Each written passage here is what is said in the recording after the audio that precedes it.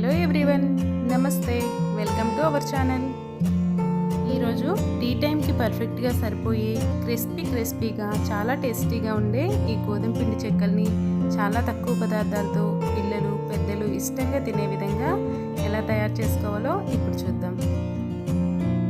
ముందుగా ఒక బౌల్లో నేను 1 కప్పు గోధుమ పిండిని తీసుకున్నాను. ఇందులో 1/2 టీ స్పూన్ వాము, 1/2 టీ స్పూన్ కలోంజి, 1 స్పూన్ నువ్వులు, రుచికి సరిపడే సాల్ట్, అలాగే 1 స్పూన్ నెయ్యిని వేసుకొని ముందు వీటన్నిటిని బాగా కలుపుకోవాలి. ఇలా నెయ్యి వేసి కలుపుకోవడం వల్ల చెక్కలు గుళ్ళుగా వస్తాయి. ఇప్పుడు ఇందులో కొంచెంగా నీరు పోసుకొని మెత్తని ముద్దలా కలుపుకోవాలి. మనం చపాతీ కోసం ఎలా అయితే ముద్ద కలుపుకుంటామో అదే విధంగా వీటిని కలుపుకోవాలి. ఈ గోధుమ పిండి ప్లేస్లో మీరు కావాలంటే మైదా పిండినైనా యూజ్ చేసుకోవచ్చు.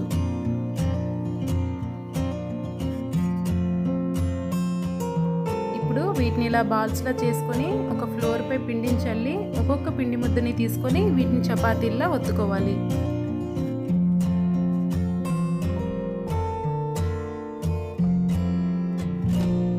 వీలైనంత పలుచగా వీటిని ఒత్తుకోవాలి. ఇప్పుడు వీటిపై కొంచెం ఆయిల్ వేసి మొత్తం ఇలా స్ప్రెడ్ చేసుకోవాలి.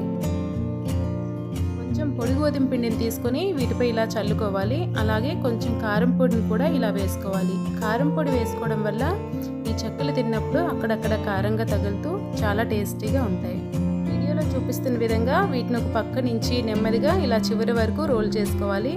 ఇలా రోల్ చేసుకున్న వాటిని చిన్న ముక్కలుగా కట్ చేసుకోవాలి.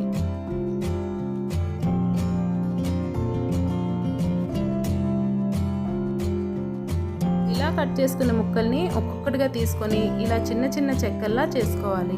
ఇలానే అన్ని ముక్కల్ని కూడా ఇలా చెక్కల్లా చేసుకొని ఒక ప్లేట్లోకి తీసుకోవాలి.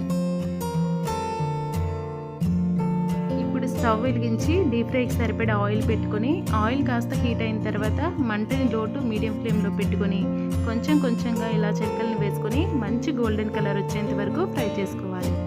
ఇలా ఫ్రై చేసుకున్న చెక్కల్ని ఒక టిష్యూ వేసుకున్న ప్లేట్లోకి తీసుకోవాలి. మిగిలిన చెక్కల్ని కూడా ఇదే విధంగా ఫ్రై చేసుకొని తీసుకోవాలి.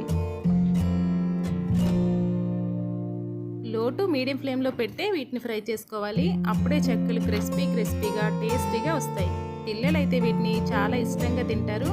మీరు కూడా తప్పకుండా ట్రై చేయండి. అలాగే మీకు ఎలా వచ్చాయో అనేది కామెంట్ చేయడం మాత్రం మర్చిపోకండి.